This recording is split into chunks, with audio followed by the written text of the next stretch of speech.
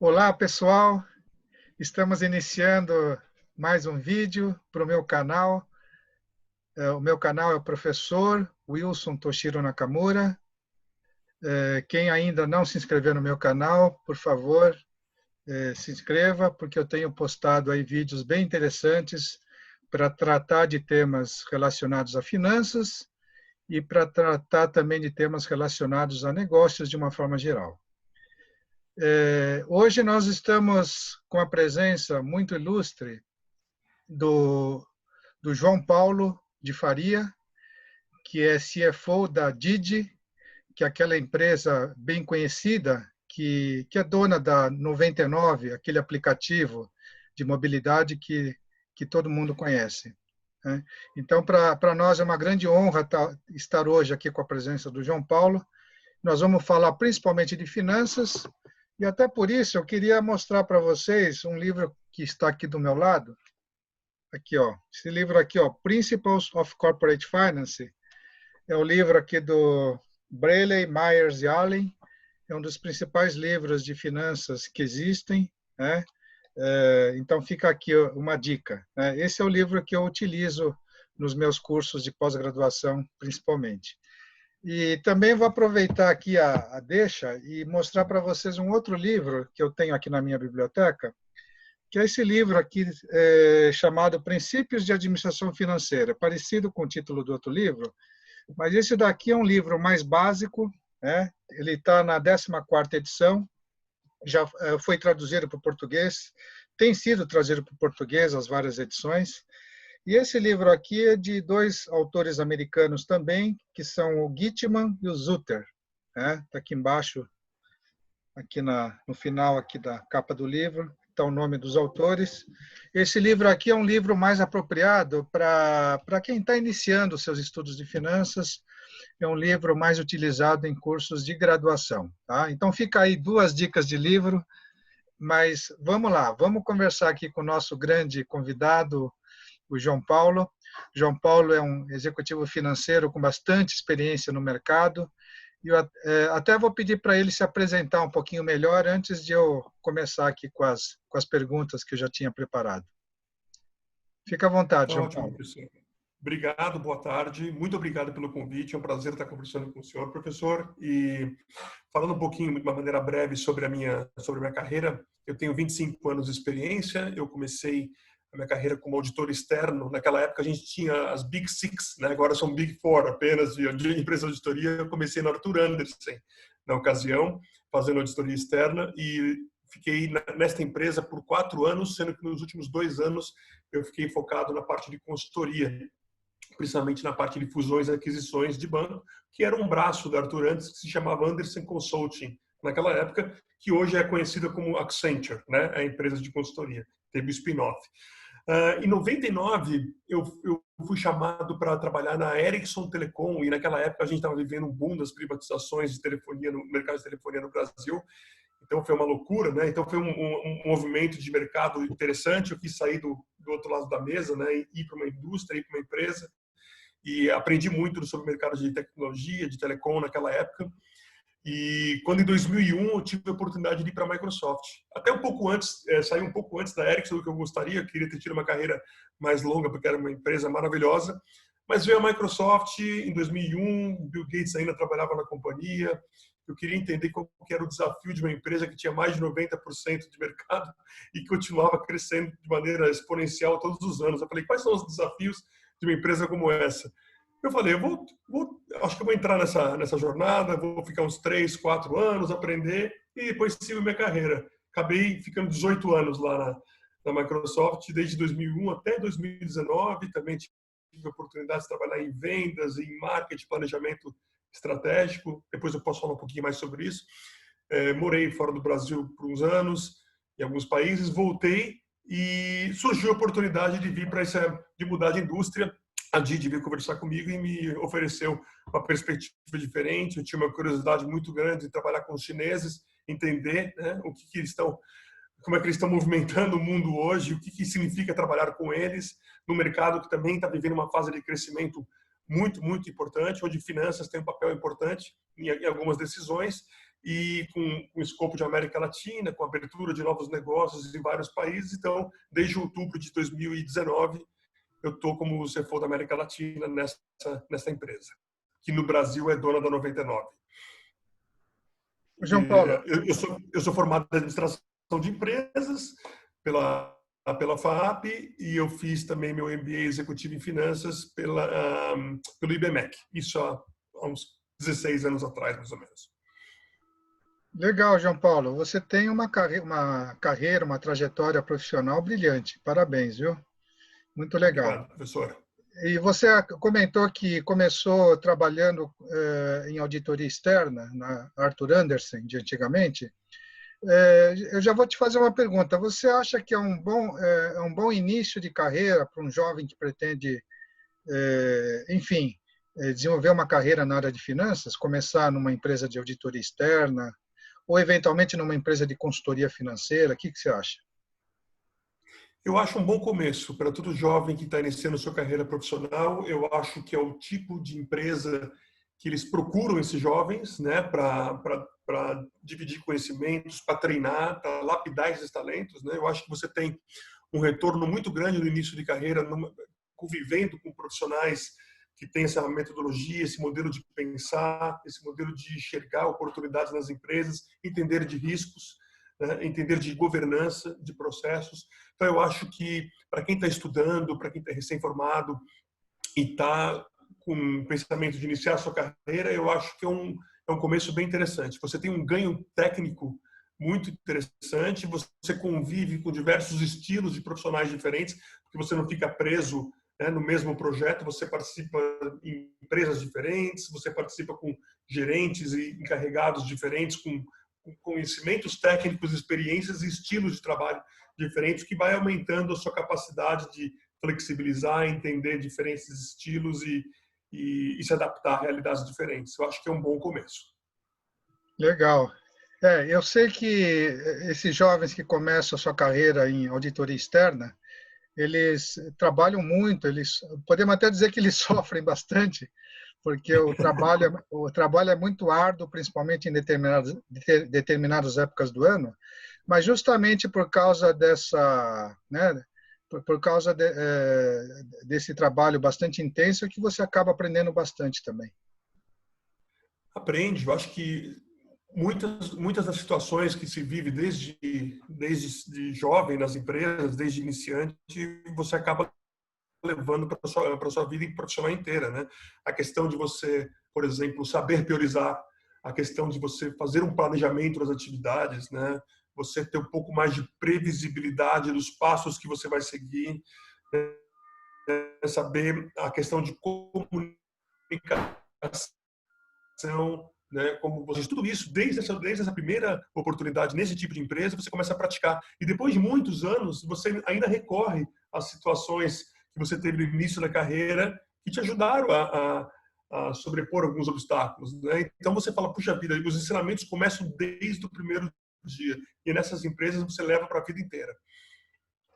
Legal, legal, João Paulo. Bom, deixa eu te perguntar o seguinte agora. Você está ocupando um cargo de CFO atualmente numa empresa multinacional, uma empresa de tecnologia, teve ótimas experiências aí no passado. O que você pode dizer em relação ao papel do CFO dentro de uma empresa, né? Esse papel vem mudando ao longo do tempo e qual que é a importância do CFO hoje em dia nas empresas? Olha, professor, eu acho uma excelente pergunta, porque eu tenho reparado ao longo dos últimos 10 anos uma mudança fundamental na importância dos CFOs nas empresas, né? Antigamente, o CFO era mais visto como aquele sujeito dentro da empresa que ia dizer não, que ia ser a mão pesada, que ia ser um controlador de custos e não muito mais do que isso, né? Nem compliance há 10, 15 anos atrás tinha uma importância tão grande quanto você tem hoje. Hoje o CFO ele exerce um papel diferente, na minha opinião, né? O CFO hoje, a gente brinca, muitas vezes fala o CFO of the future, né? Ele é um homem de negócio, uma mulher de negócios, né? Aliás, esse é um outro ponto que eu tenho ficado cada vez mais contente de ver a distribuição de gênero nessas posições, né, de liderança, cada vez mais mulheres exercendo papéis de liderança. Eu fiquei até muito feliz que a minha sucessora como CFO da Microsoft, a Glaucia, que é uma mulher super competente, então eu fiquei muito feliz com isso. Mas eu acho que o CFO hoje ele é uma figura bastante importante nas definições estratégicas da empresa, né? Embora sempre vai ter o que é esperado de uma área financeira, né? Principalmente o controle contábil, a questão do planejamento tributário, uma boa gestão de tesouraria, controles internos, tudo isso sempre vai ser importante e presente na área do CFO. Mas as decisões para onde a empresa tem que ir, né? Que tipo de investimento, que tipo de risco a empresa deve, pode tomar, né? E quais são as consequências, elas passam a ser cada vez mais importantes, e o CFO, entendendo do negócio, ele passa a ser uma pessoa, uma entidade dentro da empresa cada vez mais ouvida e cada vez mais importante, né? Então, eu acho que, independente do ramo que a empresa esteja, se for um ramo técnico de produtos específicos, claro que às vezes você não vai ter aquela capacidade de um engenheiro de entender mecanismos específicos de produção ou de detalhes técnicos, mas entender o porquê daquele produto, o impacto dele na sociedade e as melhores formas de posicionar esse produto no mercado, o CFO precisa conhecer, né?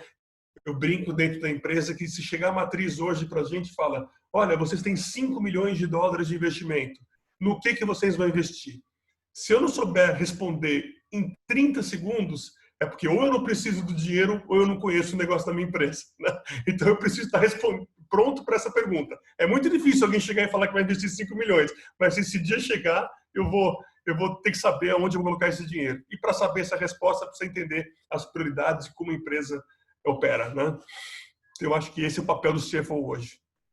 Legal. Antigamente, bastava para o CFO de uma empresa entender bastante de números, de contabilidade, entender das operações financeiras, mas hoje, pelo que eu observo, é requerido dos CFOs das empresas em geral que ele tenha muita visão estratégica, que ele entenda muito do negócio da empresa. Você concorda com isso? Eu concordo, eu concordo. Eu acho que esses conceitos, eles são muito importantes, esses conceitos da área financeira são muito importantes para que o CFO ele tome decisões melhor embasadas, né? Eu acho que ele nunca vai deixar de usar esses conceitos. Eles são a base da formação do profissional de finanças, né? E isso é um diferencial importante para o CFO em relação a alguns pares que ele encontra nos times de liderança. Esse pensamento financeiro, né, esses conceitos importantes. Eu acho que se eu for escolher, definir hoje quais são as 3 prioridades que eu teria na minha empresa, a primeira é garantir que a empresa opere dentro do máximo padrão ético, né, de governança e ética. A segunda é garantir que eu atraia talentos para a minha empresa, que os ajude no desenvolvimento e que eu os retenha na empresa. E o terceiro ponto, não necessariamente nessa ordem, é que eu assista a um crescimento do business de maneira sustentável.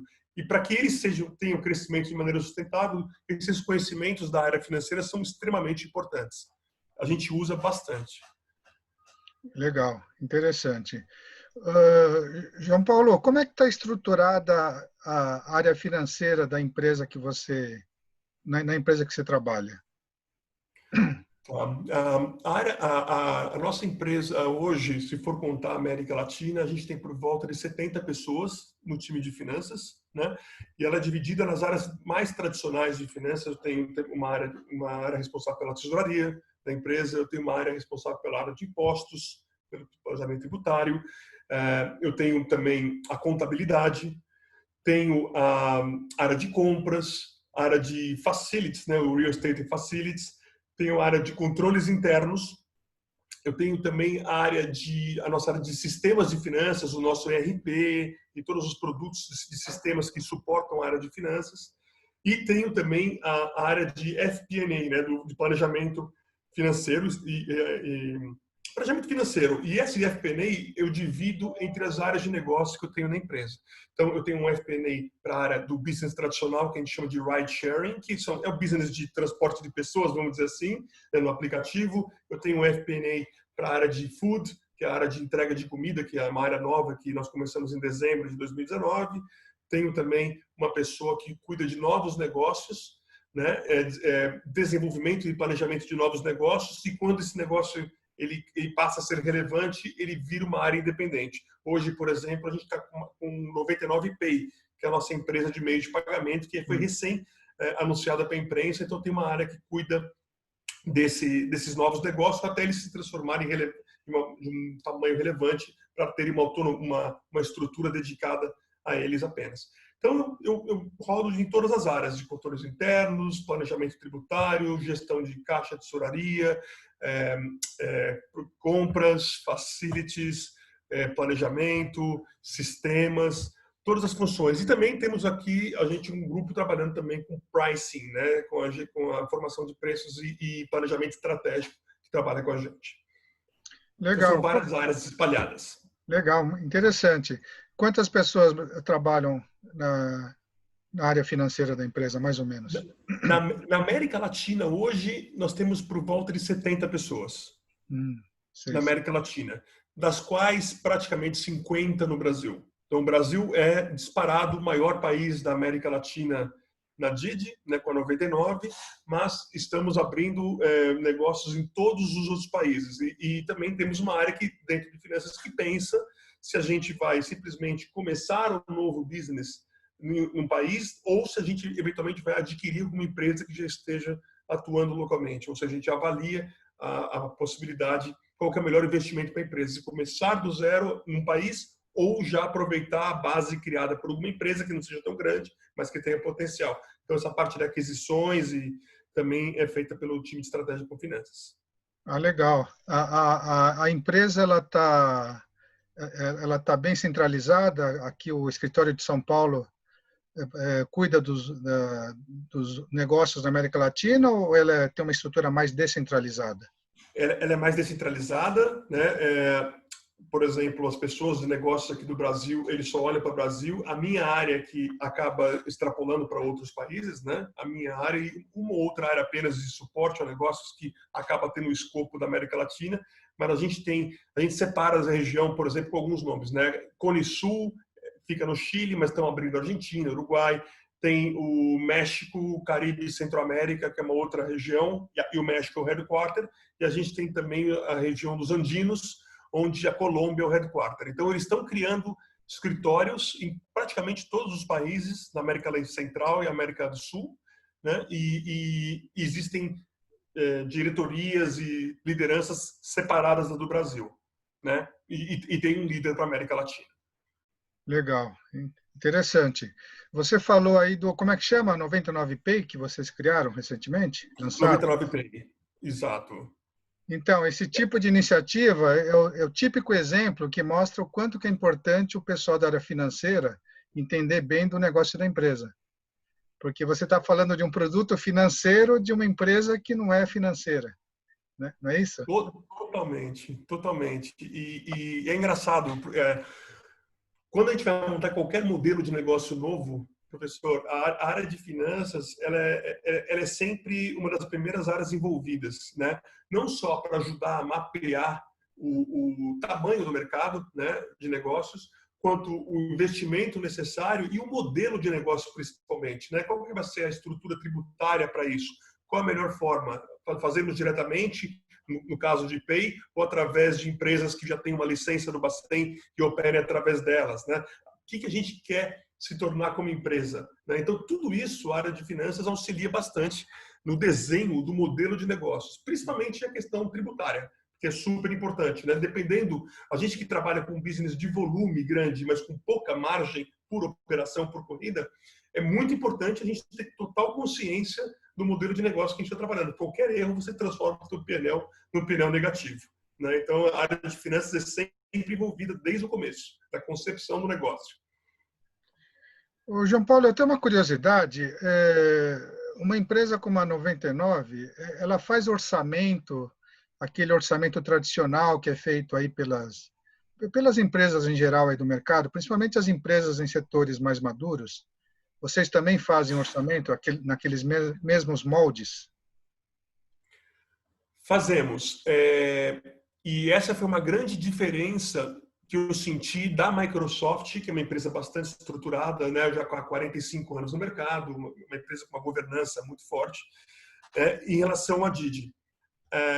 No final, a gente tem uma matriz, que é na China, e ela decide o número, o tamanho, o crescimento, etc. Mas a gente tem um espaço muito grande aqui na América Latina para influenciar a decisão da companhia lá fora sobre o qual deve ser o desafio que a gente vai ter nos próximos anos aqui.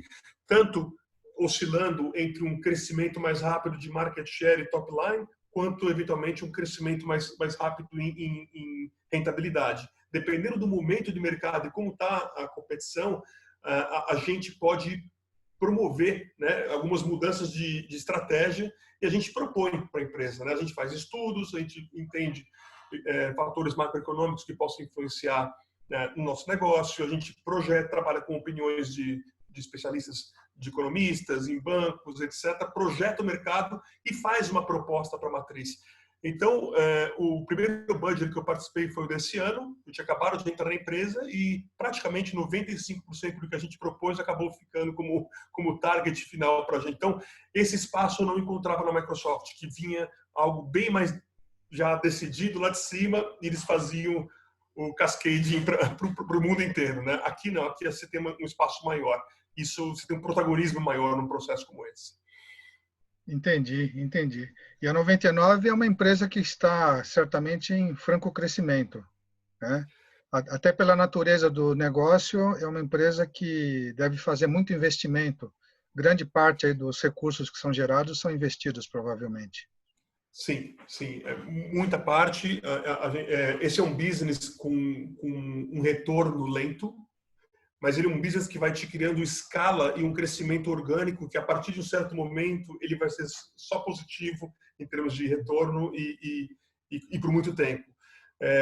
A empresa ela foi adquirida em 2018, 100% pela Didi, e teve, nesse momento, ela sentiu uma questão não só de transformação cultural da empresa, mas também de decisões de produto e engenharia, ou seja, nenhum desenvolvimento passou a ser mais local, eles moveram toda a parte de desenvolvimento de produtos para a China, então isso levou um tempo para que a empresa se adaptasse e os chineses e os brasileiros entendessem a realidade juntos e transformassem a empresa. Então ela teve um período de instabilidade no começo e nos últimos 2 anos ela acelerou absurdamente. Né? A gente, hoje, por exemplo, já está com movimentos de pré-pandemia. Né? Então, já superamos 3,5 milhões de corridas por dia e estamos aumentando a fatia de mercado. Então, realmente, é um trabalho em conjunto, né, que está sendo feito para crescer. E a empresa ela veio para ficar. Ela teve o break-even dela no ano passado pela primeira vez, né? E agora em 2 meses ela teve.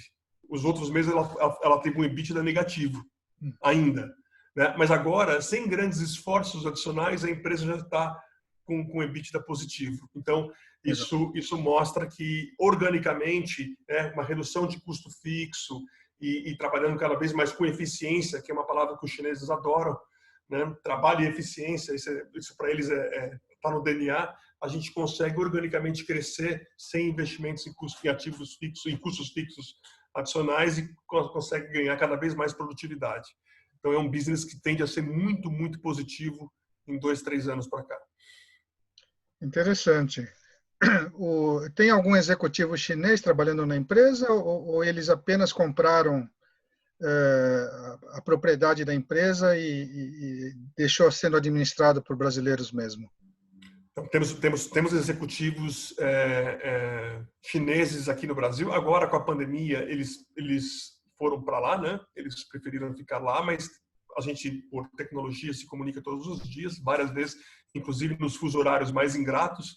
Mas sim, temos pessoas na alta liderança da empresa que são chineses, e o que é bom, né? Porque é uma voz da matriz aqui, eles aprendem muito sobre o mercado local e é sempre alguém ajudando a gente a mostrar para a matriz como é que funciona o mercado local, e muitas coisas eles trazem, né? Tem muitos produtos ainda, muitas categorias que ainda não estão presentes no Brasil, que já funcionam na China, por exemplo, o autonomous driver, né, o transporte de carro sem o motorista, controles de semáforos no trânsito com inteligência artificial, outras categorias, por exemplo, serviços onde você sai para jantar à noite, por exemplo, e de repente você toma uma taça de vinho ou outra, você fala, poxa, eu não quero voltar dirigindo para casa, então você contrata o motorista, ele vem com o aplicativo até onde você está e te traz para casa, o que exige uma segurança muito grande, né? Porque ele vai te deixar em casa, ele vai ver onde você mora. Então a gente precisa, como país, aprimorar algumas coisas, o business de bicicleta, o business de aluguel de carros, carros elétricos, seguros, né? Empresas de aluguel de carro como uma Localiza, como uma Movida, eles já têm joint ventures lá na China e eles mesmos fazem dentro do próprio aplicativo uma super app onde a pessoa se habilita para ser motorista, ela faz o aluguel do carro no próprio aplicativo, tem o seguro, oficina e também o aplicativo, etc. A telemedicina já acontece muito antes da pandemia na China, onde a pessoa faz uma consulta pela web com o seu médico, eventualmente um produto de farmácia ou algum exame que ele solicita automaticamente é disparado pelo aplicativo, então é entregue já em casa o produto, ou o laboratório vem e busca a pessoa em casa e leva para fazer o exame. Então tudo isso já é uma realidade muito grande na China bem antes da pandemia. E a gente quer trazer tudo isso para o Brasil. Interessante, muito interessante mesmo. Diante dessa pandemia que nós estamos vivendo, eu imagino que a empresa tenha um protocolo muito bem estruturado para não afugentar potenciais clientes, não é isso? Porque está todo mundo ainda com medo aqui no Brasil de ser contaminado, e isso envolve também você pegar contratar um serviço de transporte. Imagino que a empresa tenha se preocupado com isso e ela está conseguindo aí, digamos assim, conquistar a confiança dos usuários. Com certeza, acho que segurança sempre foi para a gente a palavra de ordem, né?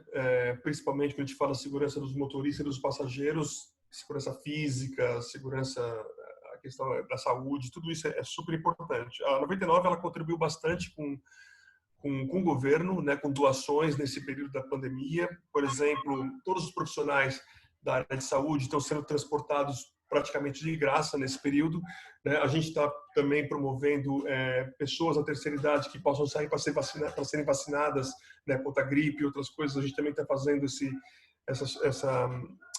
serviço, né, sem custos. E também a questão de proteção dos motoristas cada vez mais enfatizada, né? Não só a questão das máscaras e do álcool, como também a desinfecção dos carros com produto que a gente tem feito. Foram mais de 2 milhões de veículos desinfectados e também os plastic shields que eles colocam entre motoristas e passageiros. Com essa pandemia, muitas pessoas elas estão com medo, né, e com razão, da aglomeração. Então, elas têm evitado alguns transportes públicos, como o metrô e ônibus, né? Então, por conta disso, eles têm usado ainda mais o aplicativo com um preço mais acessível. Nós reduzimos bastante o preço para que eles não tivessem uma defasagem em relação aos preços que eles pagavam no transporte público. Então, foi mais um serviço também, tudo em parceria com as prefeituras e com os governos. Então, a gente está tentando suprir uma demanda de mobilidade urbana, né? Num período em que as pessoas têm um pouco mais de receio em estar em lugares aglomerados. É uma espécie de exercício do papel social da empresa também.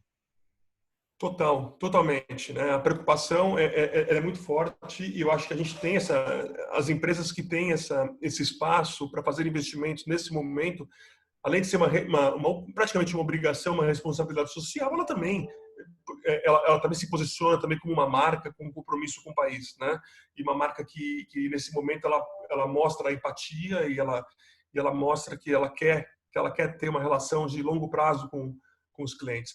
O nosso negócio ele é praticamente pessoa física, né? O B2B nosso é muito pequeno ainda, mas é uma área que existe e cada vez mais estamos fazendo também serviços para as empresas, né?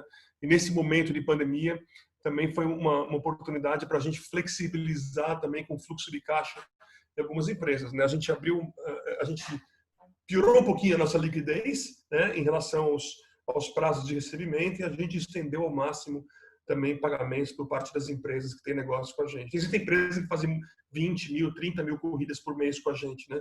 Então a gente acabou também flexibilizando esses contratos da melhor forma, com o governo e também com as empresas. Então, justamente, João Paulo, voltando para a discussão mais da parte financeira, antes da pandemia, quais eram os grandes desafios, as grandes prioridades da área financeira da empresa? E com a pandemia, mudou muito esse quadro ou continuam sendo os mesmos desafios?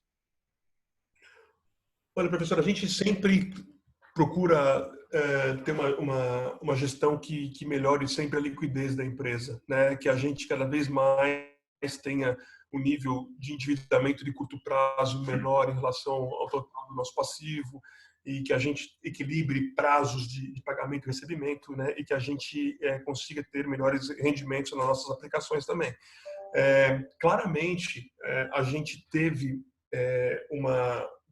fazer concessões durante a pandemia, principalmente para fornecedores e clientes que não dispunham de uma liquidez e eram bons clientes e são bons fornecedores, né? Então a gente fez concessões, a gente diminuiu um pouco a gente desnivelou um pouquinho os nossos prazos médios de recebimento e de pagamento para poder ajudar clientes e fornecedores que realmente precisavam. Assim como também fomos ajudados em alguns casos, né? Então a gente acredita que a partir de março, abril do ano que vem, a gente possa voltar aos índices de liquidez que a gente estava praticando antes.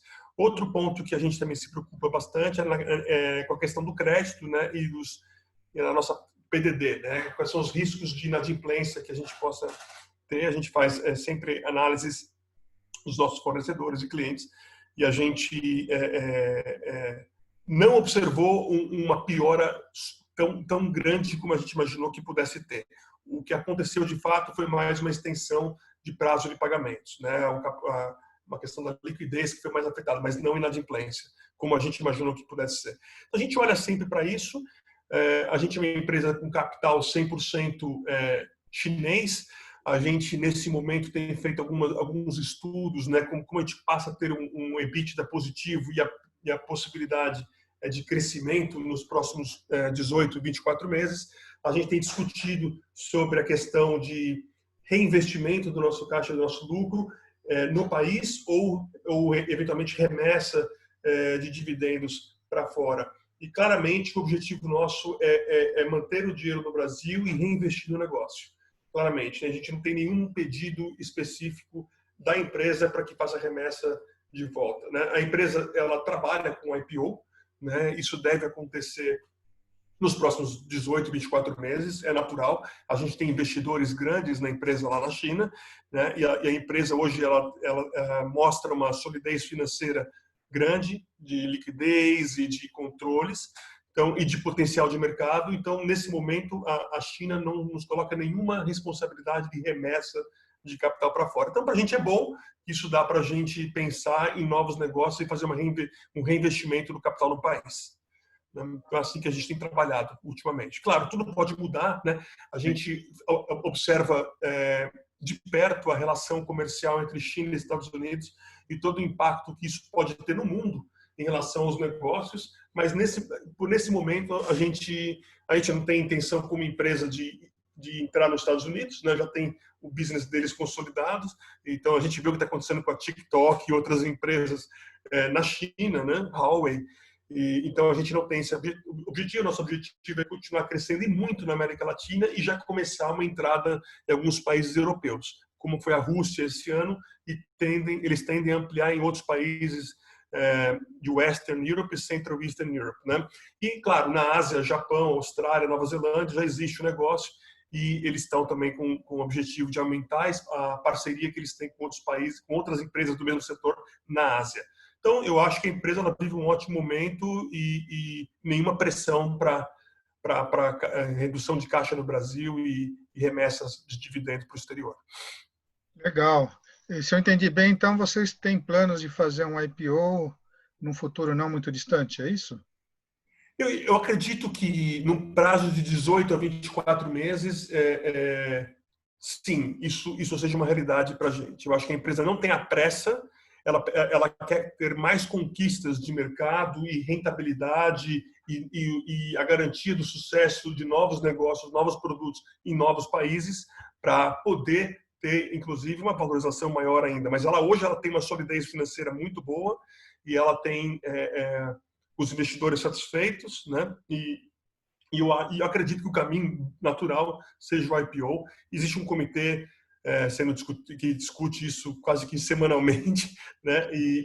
Mas isso seria feito eventualmente em Hong Kong, talvez na bolsa de Hong Kong, se acontecer. Mas eu acredito que em menos de 2 anos isso seja uma realidade para a gente. Ah, interessante. A empresa brasileira faria o IPO lá em Hong Kong. Não a brasileira, a empresa mundial chinesa. Ah, E a tá. gente pertence 100% à Didi da China. Entendi. Ah, então a Didi é uma empresa de capital fechado atualmente. É uma empresa de capital fechado atualmente. Entendi. É uma empresa, mas a tendência é de ser listada em bolsa nesse período que eu comentei. Sei, sei. João Paulo, nas aulas de finanças que eu dou, seja para alunos de graduação, seja para alunos de pós-graduação, um tema que a gente discute bastante é o endividamento das empresas.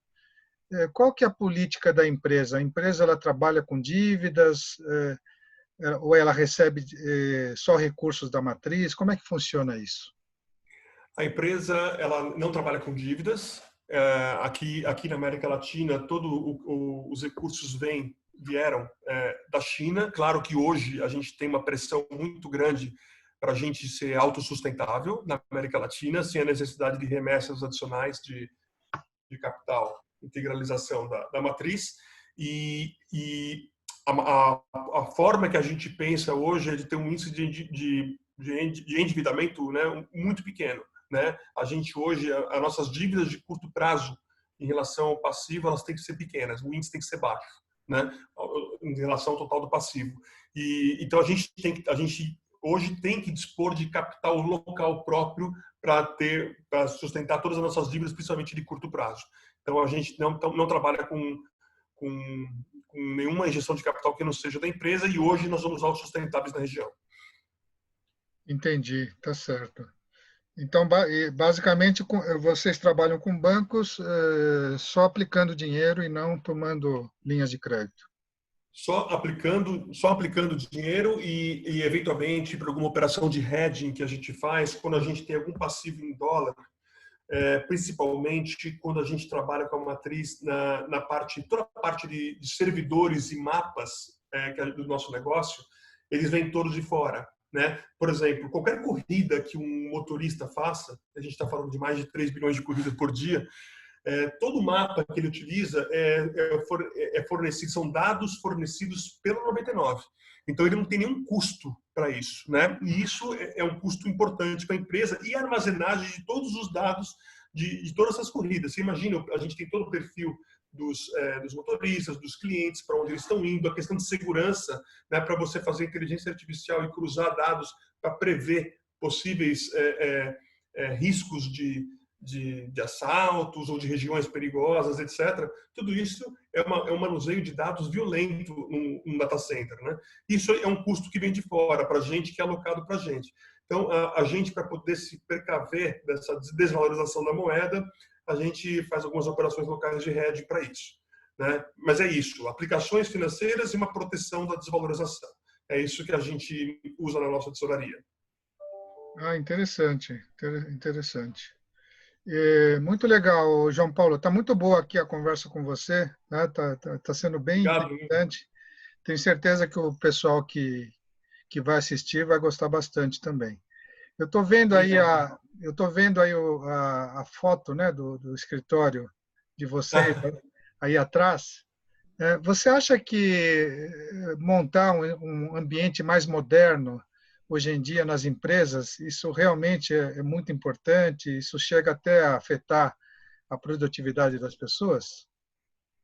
Eu acho que sim, professor. Esse fundo aqui de tela é um pouco para matar a saudade do escritório, né? A gente tem um escritório bem bacana, que ele é todo temático, né? Todo voltado para a questão da mobilidade urbana. Então, tem faixa de pedestre para você atravessar, senão você pode ser atropelado por um patinete dentro do escritório, né? Então, o pessoal leva bem a sério isso.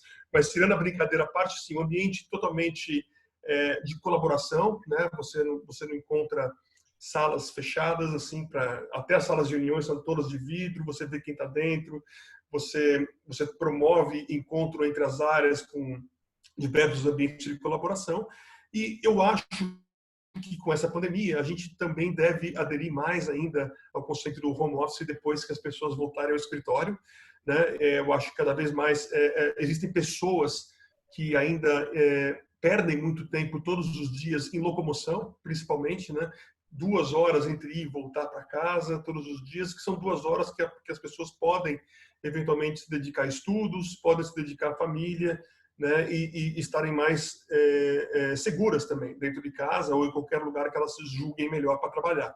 Então, eu acho que a gente vai trabalhar é um aprendizado, vamos cada vez mais tentar promover essa filosofia dentro da empresa e, claro, existem situações, ocasiões em que todos têm que estar presentes também em reuniões específicas, mas eu acho que a gente vai cada vez mais adaptar o nosso escritório e a nossa dinâmica para essa nova realidade que está todo mundo aprendendo com a pandemia. Mas sim, um ambiente descontraído, existe um dia no escritório que eles chamam de pet day, as pessoas levam o cachorro para o escritório, né? Tem muitas pessoas que levam e tem todo um funcionamento, uma logística que é perfeita para isso, é divertido, né? Eu não posso levar o meu, que é uma husky, é muito grande, esse não pode, mas quem tem cachorro de médio porte e porte menor, é liberado um dia na semana, tem os happy hours que acontecem, tem muitos encontros, a gente tem um encontro que chama Thanks God It's Monday, e a cada 2 segundas-feiras a gente se reúne, todo mundo, e fala o que está acontecendo na empresa, sobre os mais diversos assuntos. Então, a proximidade da liderança com o restante da empresa é muito valorizado, né? Então, a gente está sempre com canais de comunicação interno e também presenciais, agora não mais, né? Fazemos por Zoom, mas temos também esses canais de comunicação. Acho que deixar as pessoas com conhecimento do que está acontecendo, para onde a empresa está indo, que decisões nós estamos tomando no meio de pandemia, projeções de crescimento nós temos, as pessoas valorizam bastante. Então, um ambiente descontraído, a média de idade da empresa é de 26, 27 anos de idade, eu sou um dos mais sêniores da empresa, então, mas é muito legal esse choque de gerações, que a gente traz uma experiência um pouco maior, e eles trazem uma forma de pensar nova e dá uma mistura boa. Então, esse é o ambiente que a empresa vive, bastante descontraído e de muita colaboração. E se eu entendi bem, o sistema de home office tem funcionado bem aí para vocês? Tem funcionado bastante. A gente acha que a produtividade, inclusive, aumentou, né, das pessoas. Claro que existem pessoas que sentem mais do que as outras, não são todos que têm a mesma condição de estrutura em casa para trabalhar da maneira mais confortável e até com a privacidade que goste, né? Então, a empresa tentou ajudar com questões com aulas de alongamento, com serviço de fisioterapia, com terapias mesmo, com psicólogos e, eventualmente, com a estrutura física, né? Levamos cadeira para quem precisa, materiais de escritório, a gente levando para que a pessoa não precisasse se deslocar pela cidade. Então, pensando nesse conforto, né? E várias atividades para que a gente se encontrasse virtualmente. Não é a mesma coisa, mas pelo menos acho que a empatia aumentou nesse período, a preocupação com o bem-estar das pessoas aumentou, né? E de maneira bem natural. Então, isso acho que foi uma descoberta boa que a gente teve nesse período de isolamento, que é conhecer as pessoas mais e entender as aflições, o que elas precisavam, né? Então, eu acho que a gente volta nessa pandemia mais humanos e mais preocupados e com um nível de empatia maior entre as pessoas, né? Espero. Legal. Legal, João Paulo. Estamos caminhando aqui para o final da nossa conversa, mas eu tenho ainda mais 2 perguntinhas para fazer para você. Ótimo. Uma delas é o seguinte: você às vezes tem a necessidade de contratar novos profissionais aí para a área financeira da empresa. O que você teria para nos dizer em relação à dificuldade ou facilidade de conseguir encontrar bons profissionais para trabalhar, particularmente na área financeira? Olha, professor, eu acho que esse é o principal trabalho de qualquer líder na empresa, né? É garantir que a gente tenha os melhores recursos dentro da empresa. E esses melhores recursos se traduzem não só no conhecimento técnico e na capacidade de execução, mas também na adaptação à cultura da empresa, que eu acho que é o fator mais importante, né? Saber que aquela pessoa vai se sentir bem-vinda, com valores semelhantes, né? E que vai ter uma troca tanto de aprendizado como de ganho de conhecimento. Eu acho que na área de finanças hoje, eu aprecio bastante aqueles profissionais que sejam muito curiosos, aqueles que tentem sair um pouco da sua zona de conforto, tentem aprender coisas novas, né? Eu acho que a pessoa hoje que entenda a realidade que a gente vive hoje, né, do manuseio de dados, da questão da segurança da informação, da proteção dos dados, mas o que a utilização dos dados pode trazer de insights dentro da empresa, em qualquer área, eu acho que esse profissional que consiga entender essa necessidade e que tenha o interesse e a curiosidade em se aprofundar nisso, é um profissional diferenciado hoje no mercado, né? Então, um profissional de finanças hoje, por exemplo, dentro de uma área de planejamento, que consiga entender, né, o comportamento de vendas, que consiga entender o comportamento dos consumidores e consiga desafiar as áreas de negócio sobre qual é a melhor projeção de resultados que a gente vai ter, é um diferencial em finanças, né? Tanto no profissional da tesouraria como contabilidade. Hoje a gente tem inteligência artificial que nos ajuda até a explicar variações de balanço. Então, imagina quem consegue fazer o uso da tecnologia, né? Ou que corra atrás para trazer essa tecnologia para as empresas, a capacidade que a gente tem hoje de produtividade e melhora na qualidade. Então, profissionais curiosos, profissionais que tenham uma boa comunicação também. Eu acho que a gente vê muitas vezes pessoas que não têm uma dificuldade de sintetizar situações complexas, então a gente não precisa de mais complexidade, a gente precisa que pessoas venham com uma fala bastante pragmática, didática, sobre situações que não são tão simples, às vezes são complexas, mas que eles conseguem traduzir e ajudar a gente a sair do outro lado. Então, pessoas que pratiquem essa questão da comunicação, eu acho que é um diferencial muito importante também, né? E pessoas que sejam apaixonadas pelo que fazem, né? Que gostem realmente, que vejam valor no que eles estão fazendo e que possam, sobretudo, ajudar na colaboração dos demais companheiros. Eu acho que a colaboração é um caminho sem volta. Antigamente, nos sistemas de meritocracia comparativa, para você ser bem avaliado, lá atrás, você tinha que ser melhor que o outro. Então, o outro tinha que ser pior do que você. Hoje, não. Hoje, para você ser bem avaliado, é você fazer com que o trabalho do outro seja melhor que o seu. Então, eu acho que isso é uma mudança de comportamento importante e pessoas que pensem assim, para mim, são diferenciadas. Muito legal, João Paulo. Eu vou te fazer uma última pergunta, baseado no seguinte: eu tenho contato com vários jovens universitários. Alguns deles já têm muito claro que querem trabalhar na área financeira, outros têm dúvidas. O que você diria para esses jovens? Será que no momento atual, nos tempos atuais, está valendo a pena optar pela área financeira, querer fazer uma carreira na área financeira? Pensando em geral, pensando no mercado de uma forma geral, o que você teria a dizer? Eu sou um pouco suspeito para falar porque eu amo essa área, é a área que eu mais me identifico e é uma área que eu acho que tem um espaço violento.